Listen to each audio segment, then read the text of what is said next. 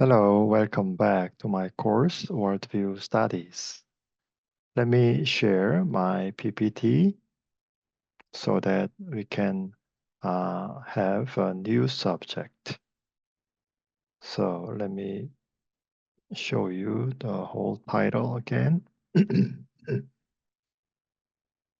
So this is again a UNESCO Unit Twin online course supported by Handong Global University and the Ministry of Education in South Korea. So today we will start a new subject that is existentialism. Let me have the introduction first. This worldview, existentialism, is a worldview that emphasizes man's existence and thinks that personal responsibility and subjectivity are the most important. The Danish philosopher Søren Kierkegaard was the first to argue this worldview in the mid-19th century. And this worldview aimed to find the meaning of life through human free will, through the choice of each individual, and by taking responsibility seriously. About the background of this worldview, existentialism emerged as an alternative to overcome the self-contradictions of nihilism. We have covered this worldview last time, right? In other words, while nihilism came to deny the world by emphasizing the self, existentialism emphasized the self and at the same time try to find the meaning of life by any means, connecting the self to the world. And this was the result of Westerners who, especially experiencing the First and Second World Wars, were betrayed by human reason, science, and technology which they relied on. And when they realized that in the end, only ashes were left behind, but they cannot remain there. Therefore, existentialists state that people try to find their new identity through various experiences and convictions which they obtain throughout their life. And through the process of making choices in various circumstances. Also, they think that individual choices are not always required to have the form of objective truth. Existentialists believe that man is left under the situation in which one is required to make a choice and must take responsibility without the help of a law or moral standards or the help of a tradition. So we can see some important thinkers. The sentence that best represents existentialism is made by the representative existentialist philosopher Jean-Paul Sartre, who said, I quote, existence receives ex essence. And this is the original French. In other words, the issue on an individual's autonomy is more important than that on the essence of man. German philosopher Martin Heidegger attempted to describe the existence of man by the German word Dasein, which means the one who is there. He states that man is unique and that only mankind is able to question the meaning of one's existence. And this worldview can be divided largely into theistic existentialism and atheistic existentialism. The similarity between the two is that man's existence is characterized by free will and responsibility, and that reality is composed of subjectivity and objectivity. On the other hand, the difference between the two is that the former originates from theism and the latter from atheism. The philosophers representing the former are Kierkegaard of Denmark, Karl Jaspers of Germany, Gabriel Marcel of France, and Martin Buber and Emmanuel Levinas, who have both Jewish backgrounds.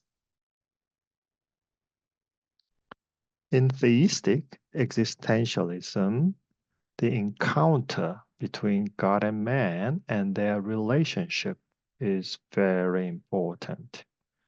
Here, the truth needs to be true for the individual. Although knowledge is helpful for the individual, history as a record is unclear and unimportant. For instance, theistic existentialism states that the Bible is not much of an objective truth, but has meaning only when it becomes meaningful to the individual. Such views of existentialism heavily influenced theologians including Karl Barth, Emil Brunner, Rudolf Bultmann, and Paul Tillich. On the other hand, thinkers of atheistic existentialism are not only Sartre and Heidegger, but also Maurice Merleau-Ponty, Simone de Beauvoir, and Albert Camus. According to these thinkers, God does not exist, and they argue that man is able to form one's own essence through self-transcendence. Since man is free and one's existence precedes one's essence. Especially, Sartre preferred the subjective world and viewed that man is able to become someone who can create meaning and also become valuable. Therefore, man is free, but has to take responsibility for the consequences of all actions. So let me explain the contents of atheistic existentialism first. Number one, about the ultimate reality, atheistic existentialism claims that only matter exists forever. That's very similar to naturalism, isn't it? And accordingly, God does not exist. That's why it is called atheistic. Furthermore, the cosmos exists as a coincidence of causality in a closed system. and is again connected with naturalism. History is a linear continuation of occurrences connected by causality, but there is no ultimate plan. It's almost the same as naturalism, right? It also stresses that morality only applies to mankind. However, these atheistic existentialists are ultimately concerned more about who an existential man is and how one must live a meaningful life. So, if we study this atheistic existentialism in detail, we can see that the genuine prime reality is matter. It presupposes that the world simply existed long before the appearance of mankind. However, it claims that to mankind, such a reality can be seen in two forms as a subjective world and an objective world. Atheistic existentialists think that as the existential man becomes aware of the subjective self that is distinct from the objective aspects, he asks questions by himself and decides his own destiny by thinking deeply and pursuing value. After existentialism examined how naturalism regarded the objective world as the real world and eventually fell into materialism and nihilism. It preferred the subjective world.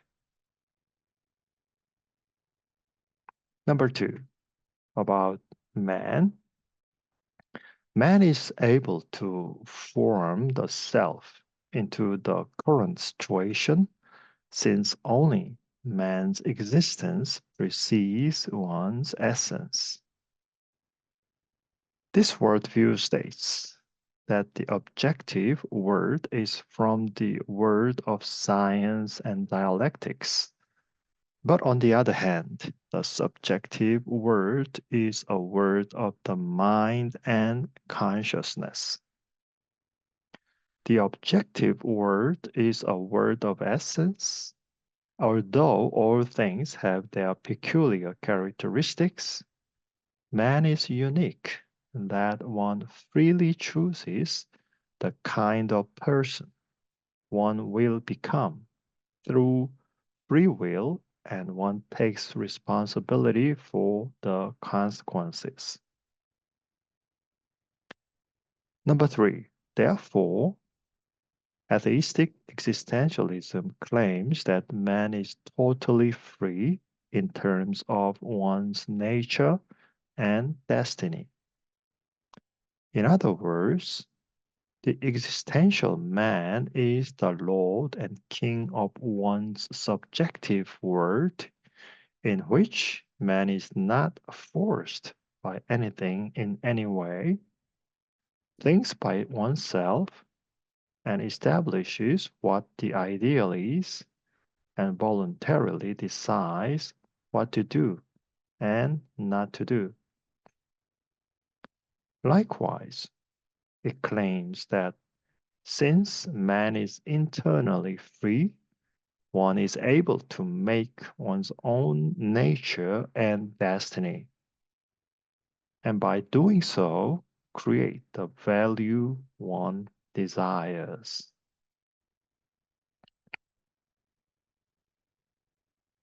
So, number four, to atheistic existentialism, the objective world, which is finely and orderly organized, is actually in conflict with human being and also looks irrational to man.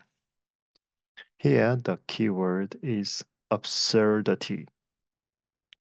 As Martin Heidegger stated, the objective word is a word that is there, Dasein.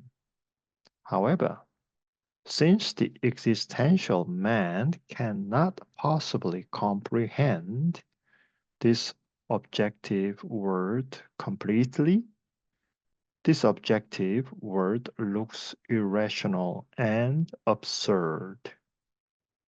Therefore, as Sartre said, man feels nausea.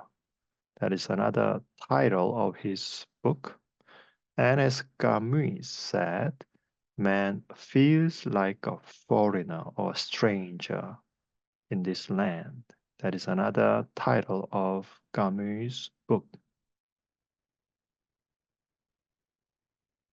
L'étrange, strange, I just mentioned by Camus, begins with this sentence.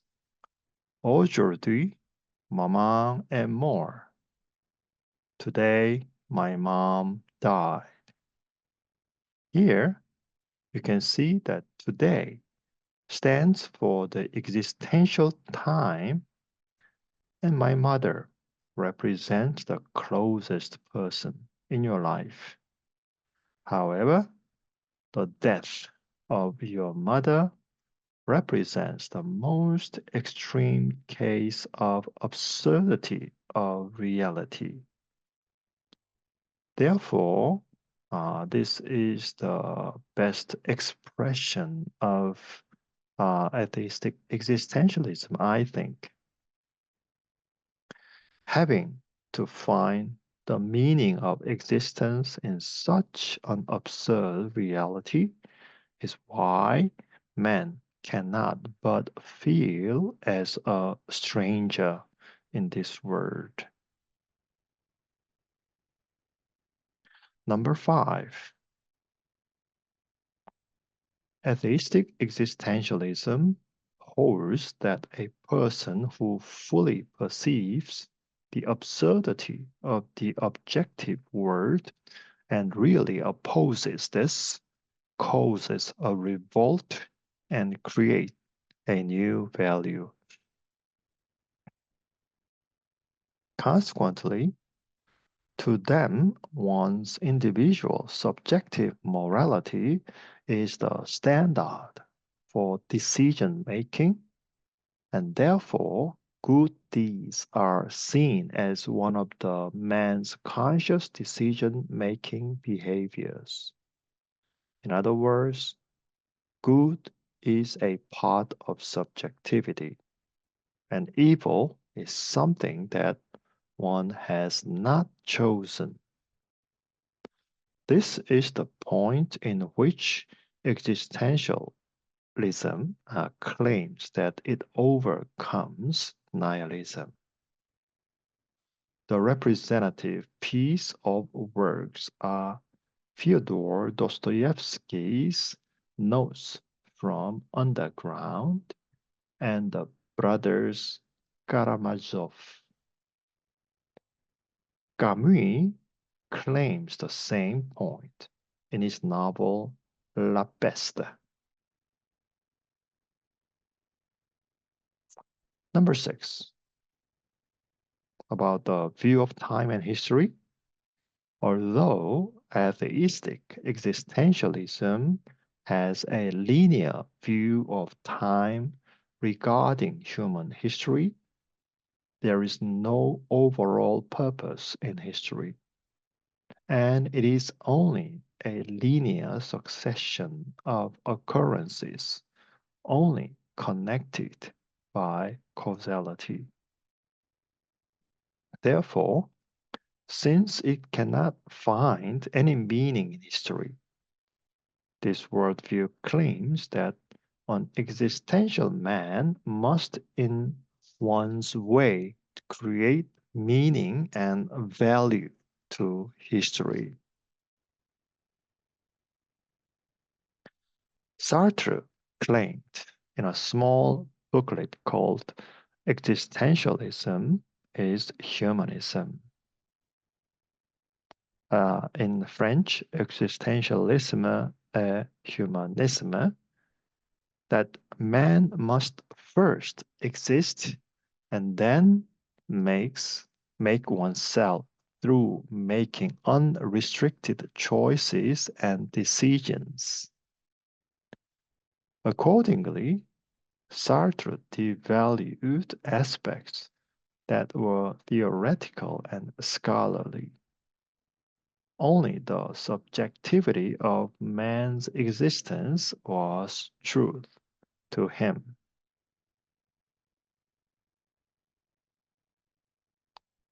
Now, the contents of theistic existentialism, let me just mention very briefly about Kierkegaard.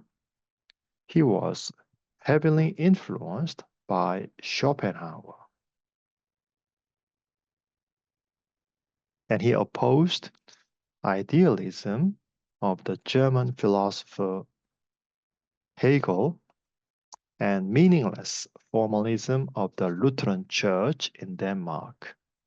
And he dealt with the essence of faith, system of the Christian Church, biblical ethics, biblical theology, and topics such as emotions and senses that an individual must face when making decisions in life. Since he not only dealt with philosophy, but also theology, psychology, and literature, he is considered to be a very important and influential figure in modern.